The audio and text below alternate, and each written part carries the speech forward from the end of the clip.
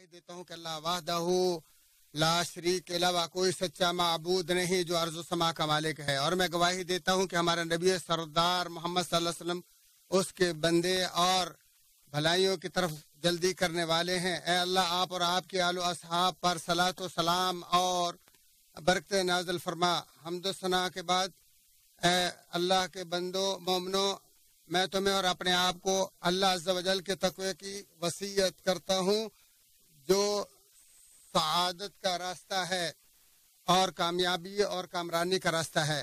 اے مسلمانوں، بلا شبہ تمام عبادات چند عظیم ترین مقاصد، جلیل القدر حکمتوں، بلند ترین اور نرالے اسرار کا مجموعہ ہیں۔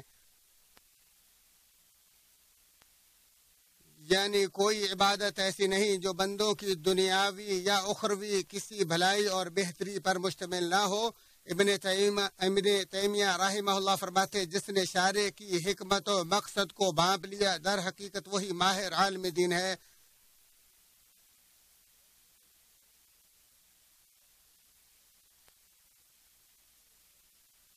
ابن قیم رحمہ اللہ کے قول کے مطابق اس مہینے کے روزے اور دیگر تمام عبادات پاکیزہ ذہنوں اور راست مزاجوں کے نزدیک بہت سے عظیم مقاصد کے لیے مشروع کی گئی ہے، لہذا یومیہ، ہفتہ وار، ماہوار اور سالانہ عبادات آتی ہیں تاکہ مسلسل تجدید ایمان، بلند ہمتی، طہارت نفوس اور زندہ ضمیری حاصل ہو اور دلوں میں اعلیٰ کردار، صاف دلی اور عمدگی ہمیشہ اجاگر ہوتی رہے۔ اے اسلامی بھائیوں، اس مہینے کے قیام و سیام کی مشروعیت کے مقاصد میں سب سے عظیم مقصد دلوں کو اللہ جل وعلا کے تقوی کا عادی و خوگر بنانا ہے۔ نیز یہی وہ ثمرہ ہے جو اطاعت و فرما برداری اور تمام عبادات کی غرض و غایت ہے۔ ابن قیم رحمہ اللہ فرماتے ہیں، روزہ تقوی کے حصول میں سب سے بڑا مددگار، پرہیزگاروں کے لیے لگام اور نیک و پارساؤں کی ریاضت ہے۔ چنانچہ مسلمانوں، خبردار، ہمیں اللہ تعالیٰ کی شریعت پر ڈٹ جانا چاہیے اور آپ کو اس مہینے کی وہ سب عبادات بجان لانی چاہیے جن سے تیرا دل و اعضاء پاک اور تیرا عظیم و برتر رب راضی ہو جائے اور تمہارا دنیا آخرت کا انجام انتہائی بہتر ہو جائے، جیسا کہ ارشاد باری تعالیٰ۔ اور جس نے اپنے رب کے سامنے کھڑا ہونے کے ڈر سے اپنے نفس کو خاص پرستی سے روک لیا تو بلا شبہ جنت ہی اس کا ٹھکانہ ہے۔ اے مسلمانوں، اس مہینے میں اپنے بابرکت و عظیم خالق کی سچی محبت کے حصول اور اس عظیم و جلیل کے سامنے انتہائی عاجزی و انکساری اور اس کے احکام کی بجا آوری اور اس کے منع کردہ امور اور اس کی ناراضگی سے دوری کے لیے آگے بڑھو۔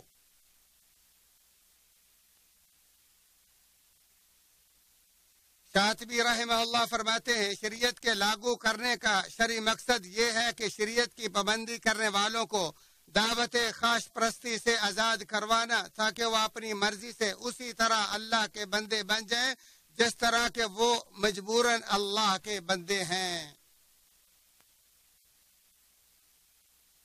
خبردار، ہمارے لیے ایسے لوگوں کی حالت سے محتاط و ہوشیار رہنا لازمی ہے جو رمضان کے بعد فرائض کی ادائیگی میں کوتاہی کی طرف لوٹ کر دوبارہ گناہوں اور بے حیائیوں میں مبتلا ہو جاتے ہیں۔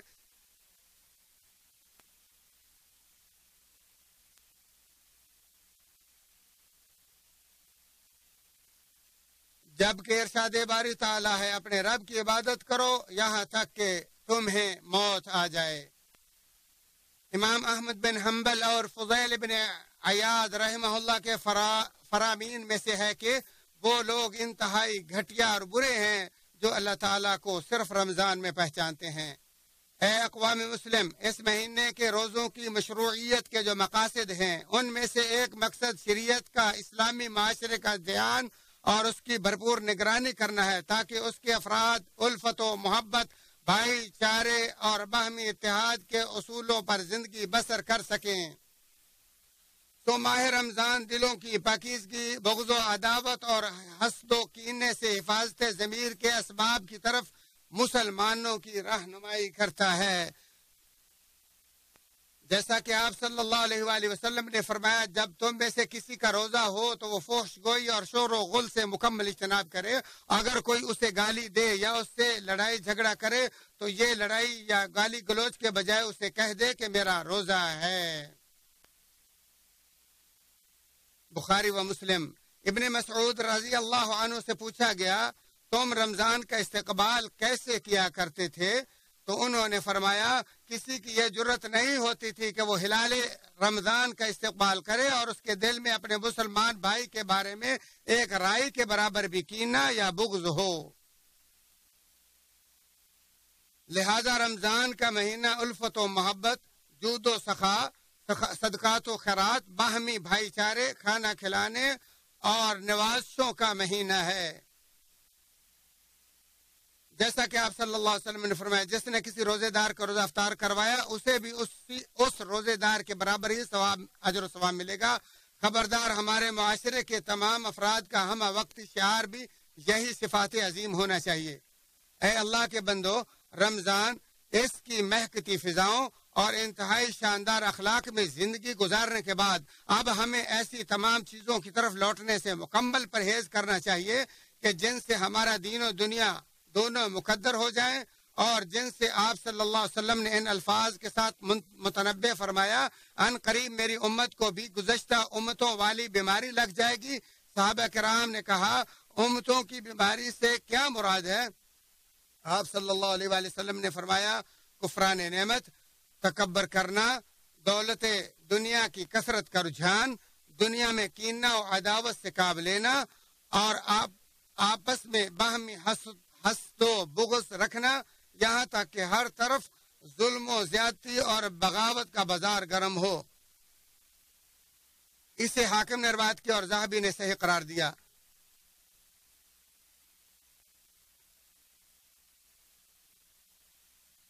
ساری امت کو اس ماہ صیام قیام اور تلاوت قرآن کو اس میدان میں حصول عظیم مقاصد اور اعلیٰ معیار کے لیے نقطہ آغاز سمجھنا چاہیے تاکہ ہم اپنی زندگی کے تمام گوشوں میں راہ راست پر چل سکیں.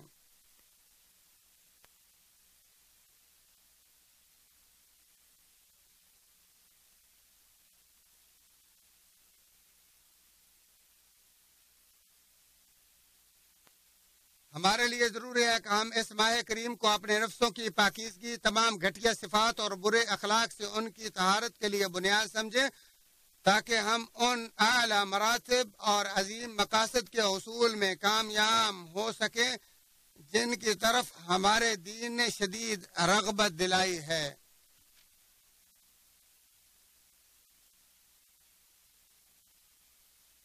جیسا کہ آپ صلی اللہ علیہ وآلہ وسلم نے فرمایا جو شوزہ رکھ کر بھی جھوٹ بولنا اور اس پر عمل کرنا نہ چھوڑے تو اللہ اس کے کھانا پینا چھوڑنے کی بھی اللہ تعالیٰ کو کوئی ضرورت نہیں. بخاری شریف.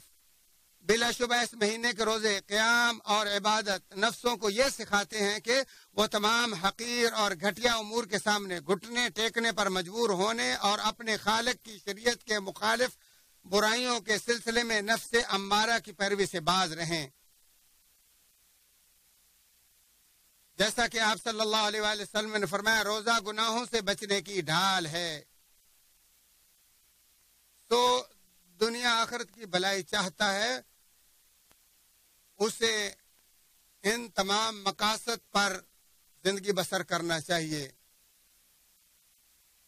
اللہ تعالیٰ تمام کو اپنے پسندیدہ کاموں کی توفیق عطا فرمائے اور اللہ کے رسول صلی اللہ علیہ وسلم جناب محمد رسول اللہ پر رحمتیں برکتیں نازل ہوں.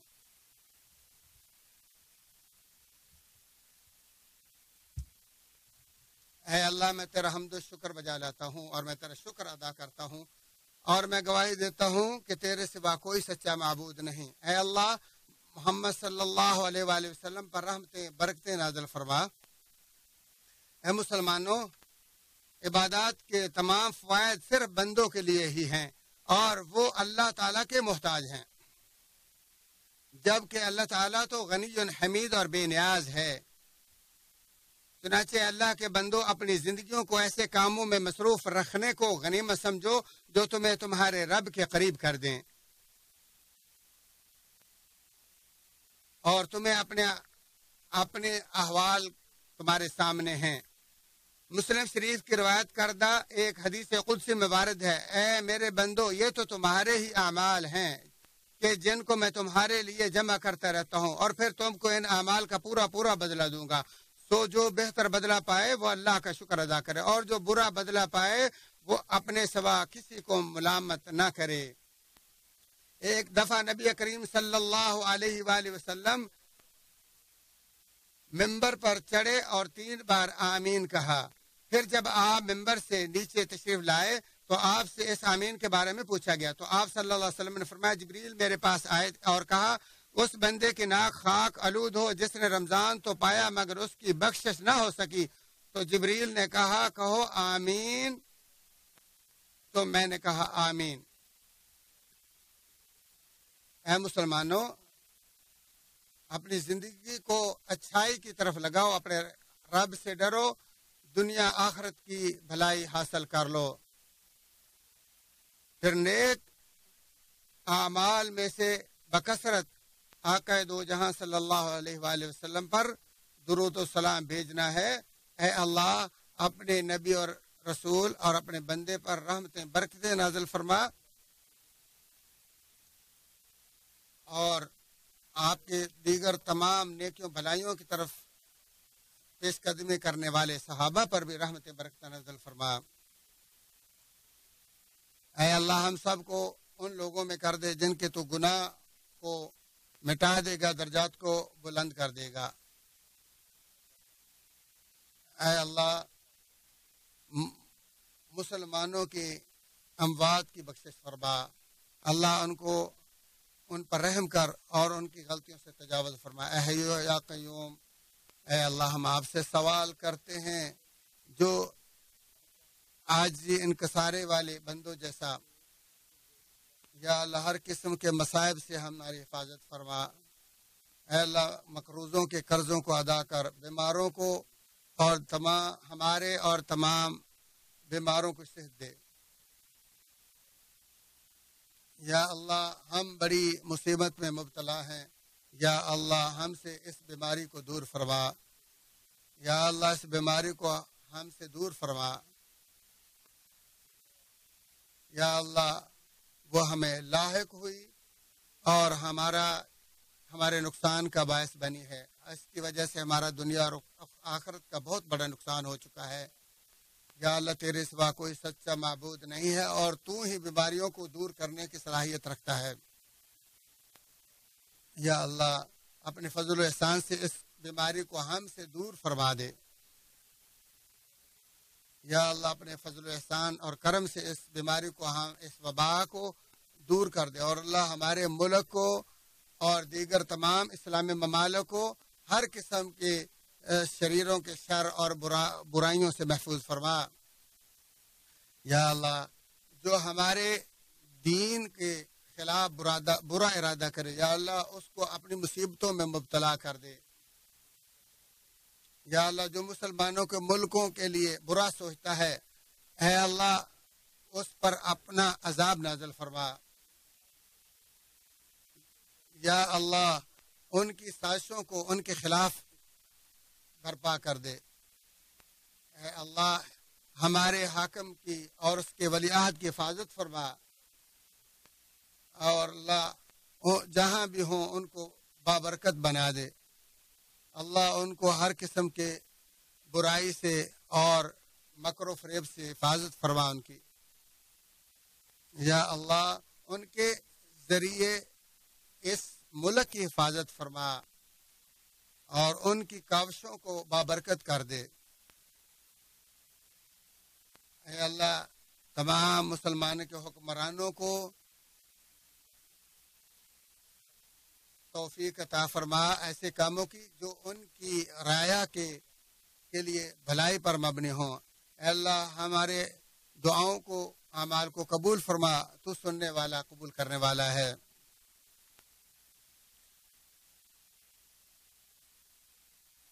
یا اللہ، ہمیں ان میں سے کر دے جن کو تو نے قیام لیل اور لیلۃ القدر کے قیام کی توفیق عطا فرمائی ہے۔ یا اللہ، ہمیں ان سے کر دے جن کو تو نے لیلۃ القدر کے قیام کی توفیق عطا فرمائی ہے، ہمارے نبی و سردار پر رحمتیں اور برکتیں نازل فرمائے۔